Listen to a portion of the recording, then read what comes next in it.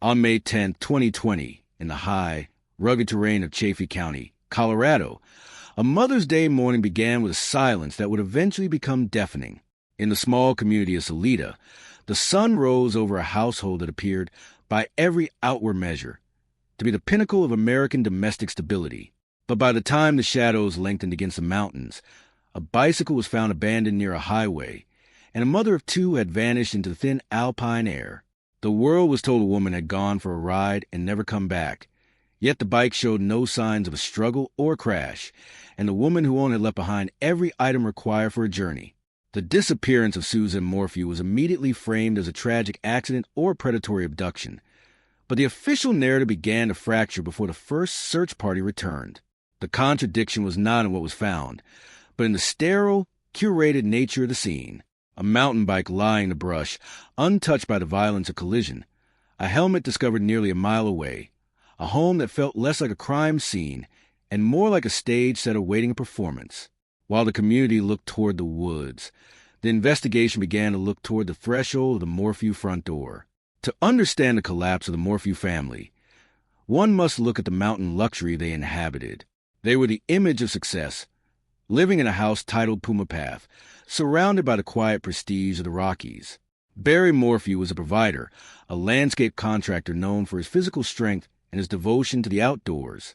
Suzanne was the heart of the home, a woman described by friends as kind, resilient, and deeply spiritual. In the social architecture of Salida, they were a pillar, yet beneath the granite and the pine, the structural integrity of the marriage had been eroding for years. The cracks were not visible to the neighbors, but they were etched into the digital record of Suzanne's private life. Behind the smiles of family portraits was a woman who felt increasingly like a prisoner in a life of controlled perfection. She spoke of a husband's volatile temper and a domestic atmosphere defined by surveillance and suspicion. The fault lines were widening, and Suzanne had begun to contemplate the one thing the family image could not survive: a departure. On the eve of her disappearance, the tension had reached a point of no return, moving from the quiet resentment of the dinner table to the irreversible momentum of a final confrontation. As the search intensified, the incident expanded into a forensic puzzle of GPS data and digital footprints. Investigators tracked Barry Morphew's truck as it made multiple trips to various dumpsters on the morning of his wife's disappearance, a series of trash runs that defied the logic of a man supposedly working a nearby job site.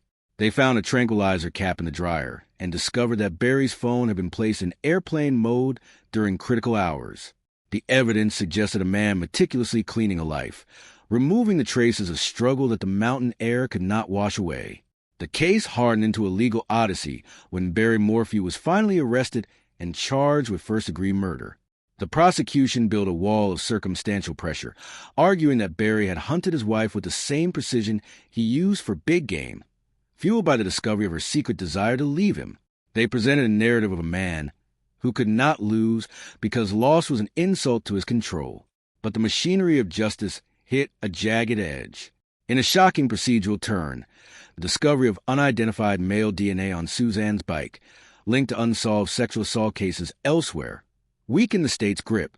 The judgment engine stalled. Just as the trial was set to begin, prosecutors moved to dismiss the charges without prejudice, citing the inability to find Suzanne's body and the need for further forensic clarity. Barry Morphew walked out of custody, a man legally free but culturally condemned. The formal outcome was a stalemate, a vacuum of certainty that left the community and the Morphew daughters caught between a father's claims of innocence and a mother's haunting absence. The legal system had narrowed the field of possibilities, but it could not close the door. In late 2023, the case took its final, most somber turn when Suzanne's remains were discovered by chance in a shallow grave in a remote desert field, miles from where she was last seen. The discovery proved the catastrophe was real, but it did not settle the deeper mystery of the heart. Today, the mountains of Colorado remain indifferent to the litigation and the labels. We are left with the image of a woman who sought a new beginning and found a lonely end, and a truth that remains buried just beneath the surface of a life that looked perfect from a distance.